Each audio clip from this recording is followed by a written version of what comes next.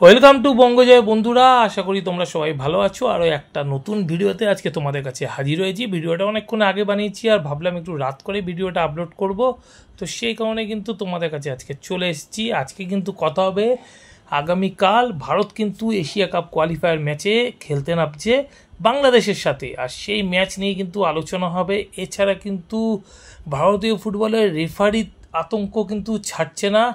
রেফারির পক্ষপাতিত্বমূলক আচরণের শিকার হলো কিন্তু এবার চার্চিল ব্রাদার্স এবং ইস্টবেঙ্গলকে নিয়ে খবর। তো সব খবর নিয়ে কিন্তু আমি আজকে হাজির হয়েছি, সব খবর জানবে তোমরা। তার আগে বলবো, আমার চ্যানেল বঙ্গজয়কে তোমরা বেশি করে লাইক, শেয়ার আর কমেন্ট করো।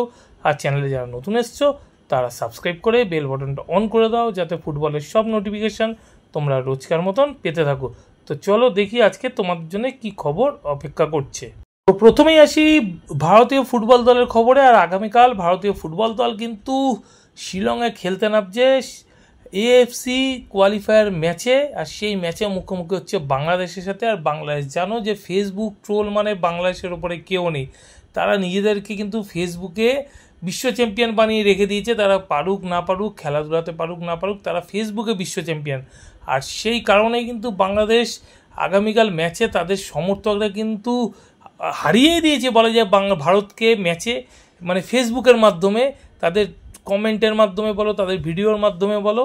আর এছাড়া তারা নানা রকম মিথ্যা কথা বলছে যে ভারত নাকি তাদের থেকে পয়সা নিচ্ছে প্র্যাকটিস করানোর জন্য, তাদেরকে গ্রাউন্ড দিচ্ছে না, বাজে গ্রাউন্ড দিচ্ছে। এইসব ফালতু কিন্তু খবরগুলো বাংলাদেশ করছে, সেটা ক্রিকেট হোক বা ফুটবল হোক, এটা হয়েই থাকে। আর তারা হামজা চৌধুরীকে নিয়ে প্রচুর নাচানাচি শুরু করেছে যে হামজা চৌধুরী মনে হচ্ছে লিওনেল মেসি বা রোনাল্ডো চলে এসছে।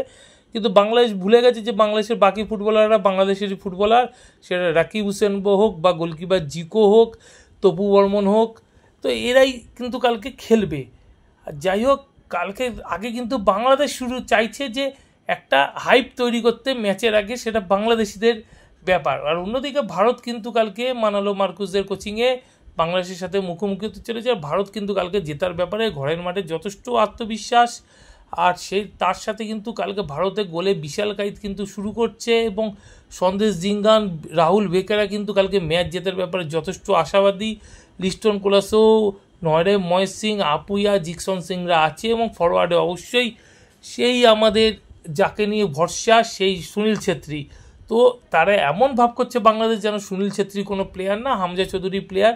ইপিএল থেকে তাকে নিয়ে এসছে, ঠিক আছে, নাগরিকত্ব দিয়েছে, সব ঠিক আছে, কিন্তু হামজা চৌধুরীকে নিয়ে এতটা হাইপ তুলছে যেন মনে হচ্ছে রিয়াল মাদ্রিদ, ম্যানচেস্টার ইউনাইটেড থেকে কোনো ফুটবলারকে নিয়ে এসছে। কিন্তু তোমাদেরকে বলে রাখি, এই মুহূর্তে কিন্তু হামজা চৌধুরী ইপিএলে নেই। ইপিএলের পরের যে ডিভিশন আছে, সেই চ্যাম্পিয়নশিপ ডিভিশন, সেখানে কিন্তু এই মুহূর্তে সই করেছে হামজা চৌধুরী। তো এত মাতামাতি করার হামজা চৌধুরীকে নিয়ে ভারতীয় লোকেদের মধ্যে কিন্তু নেই, সেটা বাংলাদেশিরা করছে, যেহেতু বাংলাদেশিরা নিয়ে এসছে। এরকম হামজা চৌধুরীর মতন ফুটবলার কিন্তু ভারতের বংশোদ্ভূত প্রচুর ইউরোপে ছড়িয়ে ছিটিয়ে আছে, যারা ইউরোপের টপ লিগগুলোতে খেলছে, সেটা জার্মানি বলো, ইংল্যান্ড বলো, বা নেদারল্যান্ড বলো, ফ্রান্স বলো, এই ধরনের লিগগুলোতে আছে। যদি তাদেরকে নিয়ে আসে তাহলে কিন্তু বাংলাদেশ ধোপে টিকবে না। কিন্তু দলটার নাম তো বাংলাদেশ, তারা সবসময় এরকম একটা কি বলা যায়, যে একটা মাঠ গরম করার একটা ব্যাপার আছে। জিতুক আর নাড়ুক সবসময় বলে ভারত চোর, ভারত চোর, মানে না পারলে যেটা হয় সেটাই কিন্তু করে আসছে বাংলাদেশ। তো যাই হোক, আগামীকাল ম্যাচ জেতার ব্যাপারে কিন্তু ভারত যথেষ্ট আত্মবিশ্বাসী। এবার আসি ভারতীয় ফুটবলের আসল কঙ্কালসার চেয়াররা নিয়ে। আইএসএল নিয়ে, রেফারি নিয়ে তো যথেষ্ট বিতর্ক চলছে। ইস্টবেঙ্গল তো প্রতিনিয়ত রেফারি যে তাদের বিরুদ্ধে অবিচার করেছে তা নিয়ে একাধিক চিঠিচাপাটি করেছে ফেডারেশনকে, কিন্তু তার নিয়ে কিন্তু কোনো হেলদোল নেই ফেডারেশনের।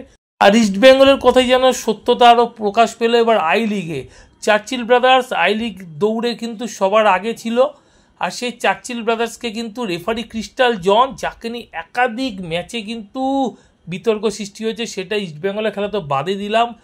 আইএসএল ফাইনাল মনে আছে, Mohun Bagan super giant Bengaluru FC, Kiyan নাসেরিকে বক্সের বাইরে ফাউল করা হলো, তখন মোহনবাগান সুপার জায়েন্ট হারছে, বেঙ্গালুরুর বিরুদ্ধে পেনাল্টি দিয়ে দেওয়া হলো, এবং পেত্রাতোস গোল করে সমতায় ফিরে হলো। সেবার ট্রাইবেকারে Mohun Bagan super giant ISL cup champion হলো।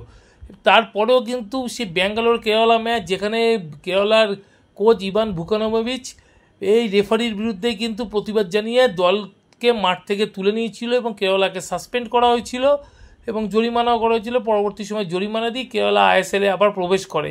তো সেই ক্রিস্টাল জল কিন্তু গত ম্যাচে জঘন্য রেফারিং করেছে চার্চিলের সাথে। গত পরশু দিনকে চার্চিল 1 গোলে জিতছে এবং চ্যাম্পিয়নশিপে আছে, সেই চ্যাম্পিয়নশিপ আটকানোর জন্য শ্রীনিধি ডেকানের সাথে 7 মিনিট ইনজুরি টাইম দেয়। 7 মিনিট অতিক্রম করার পরে ম্যাচ তিনি 10 মিনিট খেলান এবং 10 মিনিটের মাথায় শ্রীনিধির একজন ফুটবলার অফসাইডে দাঁড়িয়ে ছিল, বল যখন তিনি ধরেন অফসাইড ছিল কিন্তু অফসাইড দেননি রেফারি এবং ম্যাচ কিন্তু কন্টিনিউয়াস করেন। এবং সেখানে দেখা যায় যে চার্চিলের ডিফেন্ডার বল ক্লিয়ার করলে সরাসরি পেনাল্টি দিয়ে দেয় এই ক্রিস্টাল জন, এবং পেনাল্টিতে গোল করার সাথে সাথেই কিন্তু খেলা শেষ করে দেন এই রেফারি, যা নিয়ে কিন্তু যথেষ্ট বিতর্ক সৃষ্টি হয়েছে। এবং চার্চিল একটা সময়কার আই লিগ চ্যাম্পিয়ন দল, সে চার্চিলের কর্ণধার চার্চিল আলেমাও কিন্তু জানিয়েছেন যে আমরা যা রেফারিং দেখলাম এবার কিন্তু আমাদের চিন্তা করতে হবে যে আমরা আই লিগ খেলবো কিনা। এরকম জঘন্য রেফারিংয়ের শিকার হয়েছি, আমাদেরকে আটকানোর একটা পরিকল্পনা চলছে যাতে আমরা আই লিগ থেকে আইএসএলে না যেতে পারি। এটা কিন্তু একেবারে সত্যি কথাই বলেছে। ভারতীয় ফুটবলে রেফারির যে দৈন্য দুর্দশা সেটা কিন্তু দিন দিন আরও প্রকট হচ্ছে। আর এই ভেঙ্কটেশ থেকে শুরু করে হরিশ কুন্ডু, ক্রিস্টাল জন্দের মতন রেফারিরা কিন্তু ভারতীয় ফুটবলটাকে শেষ করে দিচ্ছে। এবার আসি একটু ব্রাইট এনবাকারের খবরে। আর ব্রাইট এনবাকারে ইস্টবেঙ্গলে কিন্তু দুর্দান্ত পারফরমেন্স করেছিল, তারপর তিনি কিন্তু কাতারে চলে যান এবং মাঝখানে ইউক্রেনের ক্লাবও সাইন করেন। কভেন্ট্রি সিটিতেও তিনি কিন্তু খেলেছেন ইংল্যান্ডে। তো এই ফুটবলারটি এই মুহূর্তে কিন্তু ফ্রি ফুটবলার এবং তাকে কিন্তু নেওয়ার জন্য আইএসএলের একাধিক দল কিন্তু ঝাঁপাচ্ছে, যা শোনা যাচ্ছে চেন্নাই থেকে মুম্বাই তারা কিন্তু এই ফুটবলারটির ব্যাপারে ইন্টারেস্ট দেখিয়েছে। তো এখন দেখার যে ব্রাইট এনবাকারেকে আগামী দিনে কোন আইএসএলের ক্লাব নিজের দলে সই করাতে পারে। অন্যদিকে খবর বেরিয়ে আসছে ইস্টবেঙ্গল নাকি সই করাতে পারে Hyderabad FC right wing right ব্যাকের ফুটবলার আব্দুল রবি। আব্দুল রবি কিন্তু শুধু রাইট উইং রাইট ব্যাক নয়, অ্যাটাকিং মিডফিল্ডার হিসেবেও কিন্তু খেলতে পারে এবং এই ফুটবলারটিকে কিন্তু সই করাতে চাইছে ইস্টবেঙ্গল, এরকম কিন্তু খবর বেরিয়ে আসছে। এবং মোহনবাগানও কিন্তু সেই লাইনে আছে, কিন্তু মোহনবাগানে যেহেতু একাধিক ভালো ফুটবলার আছে, আব্দুল রবি যদি মোহনবাগান সুপার জায়ান্টে সই করে কতটা সুযোগ পাবে তা নিয়ে কিন্তু অবশ্যই কিন্তু একটা দুশ্চিন্তা থেকে যাচ্ছে। সেক্ষেত্রে ইস্টবেঙ্গলে সই করলে কিন্তু আব্দুল রবি ম্যাচ টাইম অনেক বেশি পাবে। অন্যদিকে নিখিল প্রভুর সাথেও কিন্তু কথাবার্তা চালাচ্ছে বলে শোনা যাচ্ছে ইস্টবেঙ্গল, তবে তার কথাবার্তা কতটা যে চূড়ান্ত পর্যায়ে আছে সেটা কিন্তু এখনও পর্যন্ত জানা যায়নি। যদি সেটা জানা যায় আমি অবশ্যই তোমাদেরকে কিন্তু জানাবো।